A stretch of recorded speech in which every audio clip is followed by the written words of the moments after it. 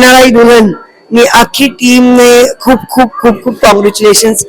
Specially Rafiq sir, જેમને હું વર્ષોથી ઓળખું છું, ડિરેક્ટર છે આ ફિલ્મના, અને મોરલીબેન, આટલા સિનિયર એક્ટર અમે બહુ સરસ પરફોર્મ કર્યું છે. વિશાલ લીડ એક્ટરમાં બહુ જ સારો રોલ કરી ગયો. મીત બહુ સરસ હતો. આકાશનો રોલ સરસ હતો.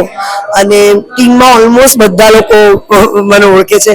કૃપા 2-3 સીન હતા પણ એના બહુ ઇમ્પેક્ટવાળા હતા.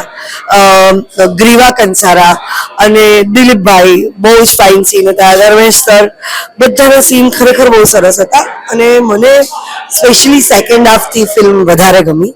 અને બહુ સરસ મેસેજ વાળી ફિલ્મ હતી અને બહુ જ ઇન્ડિયન કલ્ચરના હિસાબે બનાવી છે. જે આજકાલના જમાનામાં એનઆરઆઈ છોકરીઓ આવતી હોય છે, એમની થિંકિંગ શું છે અને આપણું ગુજરાતી કલ્ચર શું છે એ પોઈન્ટ ઓફ વ્યૂ રાખીને બનાવવામાં આવી છે. તો કોંગ્રેચ્યુલેશન્સ.